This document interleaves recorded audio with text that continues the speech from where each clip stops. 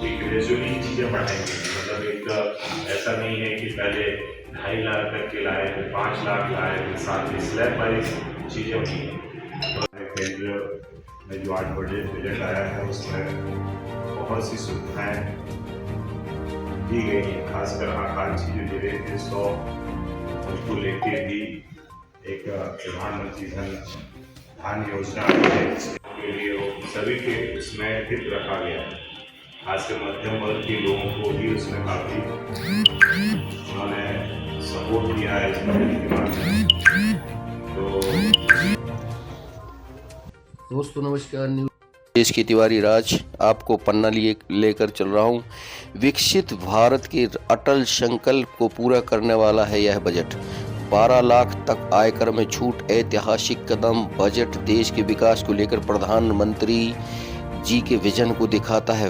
अर्थव्यवस्था के नए आयाम को स्वरूप देगा यह बजट में गरीब, अन्नदाता, नारी शक्ति और नौजवानों के सशक्तिकरण के प्रावधान। जी हाँ दोस्तों, बहनों और भाइयों, देवियों, सज्जनों, भारतीय जनता पार्टी के वरिष्ठ नेता पूर्व मंत्री पन्ना विधायक ब्रजेंद्र प्रताप सिंह ने केंद्रीय बजट को लेकर दी प्रतिक्रिया। भारतीय जनता पार्टी के वरिष्ठ नेता पूर्व मंत्री पन्ना विधायक ब्रजेंद्र प्रताप सिंह ने सोमवार को भाजपा कार्यालय पन्ना में प्रेस को संबोधित करते हुए केंद्रीय बजट पर प्रतिक्रिया देते हुए कहा कि प्रधानमंत्री नरेंद्र मोदी जी के नेतृत्व में वित्त मंत्री निर्मला सीतारमण द्वारा प्रस्तुत बजट ऐतिहासिक और आम जनता को खुश करने वाला बजट है। यह विकसित भारत के अटल संकल्प की आकांक्षाओं को पूरा करने वाला बजट है। यह बजट देश की अर्थव्यवस्था के नए आयाम को स्वरूप देखा। उन्होंने कहा कि इस बजट में हमारे गरीब, युवा, अन्नदाता और नारी शक्ति को सशक्त व सक्षम बनाने के प्रावधान किए गए हैं। इसमें एक तरफ जहां शिक्षा के क्षेत्र में विकास के लिए अनेक प्रावधान किए गए, वहीं मेडिकल एजुकेशन और IIT में 75,000 सीटें बढ़ाने की घोषणा की गई है। उन्होंने कहा कि बजट में किसानों के लिए प्रधानमंत्री धन योजना की घोषणा की गई, जिससे देश के 100 जिलों और 170 करोड़ लोग लाभान्वित होंगे। साथ ही मध्यम वर्ग को बड़ी राहत देते हुए 12 लाख रुपए तक की आय को टैक्स फ्री किया गया है, जो ऐतिहासिक निर्णय है। श्री सिंह ने बजट का स्वागत करते हुए प्रधानमंत्री श्री नरेंद्र मोदी एवं केंद्रीय वित्त मंत्री श्रीमती निर्मला सीतारमण के प्रति आभार जताया। मध्यम वर्ग की बढ़ेगी शक्ति। उन्होंने कहा है कि केंद्रीय बजट का फोकस विकास में तेजी लाने, सुरक्षित समावेशी विकास, निजी क्षेत्र के निवेश को बढ़ावा देने, घरेलू खर्च में वृद्धि और देश के उभरते मध्यम वर्ग की खर्च की शक्ति को बढ़ाने पर है।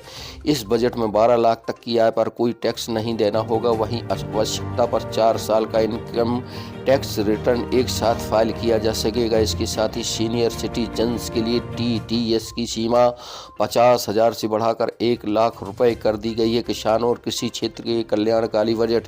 श्री सिंह ने कहा है कि बजट में PM धन योजना लागू करने के अलावा किसान क्रेडिट कार्ड की लिमिट 3 लाख से बढ़ाकर 5 लाख रुपए कर दी गई है। डेयरी और मछली पालन के लिए 5 लाख रुपए तक का लोन देने का प्रावधान किया गया है। समुद्री उत्पादों पर कस्टम ड्यूटी 30% से घटाकर 5% कर दी गई है। बिहार के किसानों को मदद के लिए मखाना बोर्ड के गठन की बात कही गई है। साथ ही मिथिलांचल में पश्चिमी कोसी नहर परियोजना शुरू करने की घोषणा की गई है, जिसमें 50,000 हेक्टेयर क्षेत्र के किसानों को फायदा होगा। केंद्र सरकार दालों में आत्मनिर्भरता हासिल करने के लिए 6 साल का मिशन लॉन्च करेगी तथा रेशेदार कपास को उत्पाद देने के लिए मिशन लॉन्च किया जाएगा। उन्होंने कहा कि किसानों को आवश्यकता के अनुसार यूरिया उपलब्ध कराने के लिए असम के नाम रूप में नया यूरिया प्लांट लगाने की भी बात कही गई है। युवाओं के लिए बढ़ेंगे अवसर। पूर्व मंत्री श्री सिंह ने कहा है कि बजट में देश में सबसे अधिक युवाओं को रोजगार उपलब्ध कराने वाले MSME सेक्टर को बढ़ावा देने के लिए लोन गारंटी कवर 5 करोड़ से बढ़कर 10 करोड़ करने का प्रावधान है। स्टार्टअप के लिए लोन सीमा 10 करोड़ से बढ़ाकर 20 करोड़ रुपए की जाएगी। फीस गारंटी भी कम की जाएगी।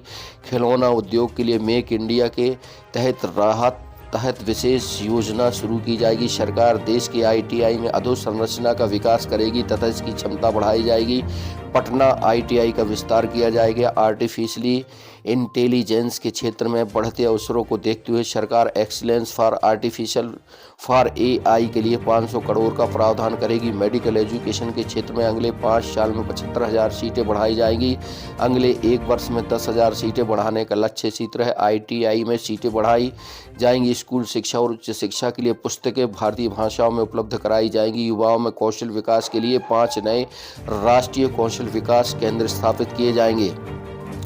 गरीबों और महिलाओं के जीवन में आएगी खुशहाली। पन्ना विधायक श्री बृजेंद्र प्रताप सिंह ने कहा है कि प्रधानमंत्री नरेंद्र मोदी की सरकार शहरी गरीबों और कमजोर समूहों को सहायता प्रदान करने के लिए काम कर रही। रेहड़ी पट्टी विक्रेताओं, ऑनलाइन और शहरी कामगारों के लिए बजट में कई घोषणाएं की गई हैं। शहरी कामगारों की आय बढ़ाने के लिए नई योजनाएं लाई जा रही हैं। PM स्वनिधि योजना से 68 लाख गरीबों को फायदा मिलेगा। अब उनके लिए पहचान पत्र और ई-श्रम पोर्टल पर रजिस्ट्रेशन की व्यवस्था की जाएगी, जिससे 1 करोड़ कामगारों को फायदा मिलेगा। इन श्रमिकों को आयोग की योजना के तहत लाभ मिल सकेगा। शहरी मजदूरों की स्थिति सुधारने के लिए PM स्वनिधि योजना को लोन लिमिट बढ़ाकर 30,000 रुपये कर दी गई। वहीं महिला उद्यमियों के लिए विशेष लोन योजना शुरू की गई है। पहली बार उद्यमी बनने वाली महिलाओं को 2 करोड़ का टर्म लोन मिलेगा। कार्यक्रम में मुख्य रूप से जिला भारतीय जनता पार्टी अध्यक्ष बृजेंद्र प्रताप सिंह उपस्थित रहे। कार्यक्रम का सफल संचालन